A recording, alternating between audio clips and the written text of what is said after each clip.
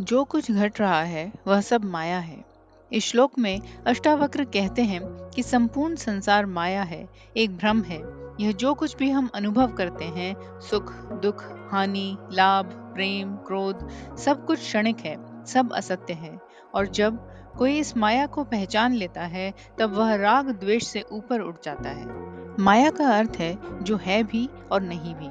सपने में देखी चीजें वास्तविक लगती है, लेकिन जागने पर हमें समझ आता है कि ये सिर्फ मानसिक कल्पना थी। ठीक उसी तरह यह भौतिक संसार जिसमें हम सब जुड़े हैं, वह भी चेतना की दृष्टि से एक स्वप्न समान है।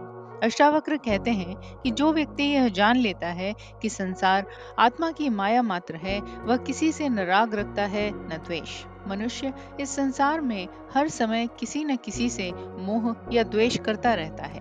कुछ चाहिए तो राग, कुछ नहीं चाहिए तो द्वेष, कुछ खो गया तो दुख, कुछ मिल गया तो अहंकार। लेकिन अष्टावक्र कहते हैं जो व्यक्ति यह जान लेता है कि सब कुछ क्षण भंगुर है, वह इन द्वंद्वों से ऊपर उठ जाता है। उसे कोई चीज बांधती नहीं, तोड़ती नहीं, डिगाती नहीं।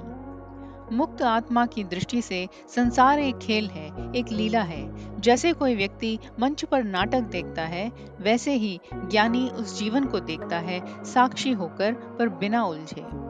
वह जानता है कि कोई किसी का शत्रु नहीं, कोई किसी का मित्र नहीं, सब अपने अपने रोल निभा रहे हैं।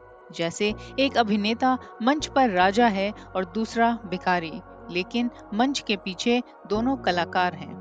तू भी एक अभिनेता है, यह जान ले और राग द्वेष से ऊपर उठ जा।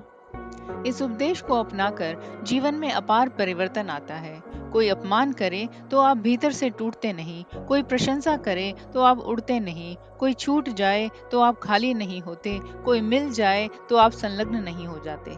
क्योंकि अब आप जान गए हैं सब कुछ आ रहा है, जा रहा है, पर मैं अडिग हूँ, मैं साक्षी हूँ। अष्टावक्र का यह उपदेश हमें एक गहरा आंतरिक संतुलन सिखाता है। वे कहते हैं कि माया के खेल को जानो और उसमें फंसो मत। जब तुम संसार को केवल एक क्षणिक प्रपंच की तरह देखना शुरू कर देते हो, तब राग और द्वेष तुमसे दूर हो जाता है। यही मुक्ति है। सत्य का दर्शन माया को भेद देता है और आत्मा अपने स्वरूप में स्थित हो जाती है। यही अष्टावक्र गीता का विलक्षण सत्य है, जिसे समझना ही जीवन की सबसे बड़ी साधना है। आप देख रहे हैं सुनो और सुनते ही रहो।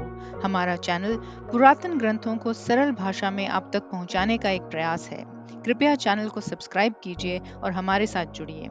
हम हिंदू धर्म ग्रंथों, साहित्य और इतिहास में से प्रेरणादायक कथाएं आपके लिए लाते रहते हैं।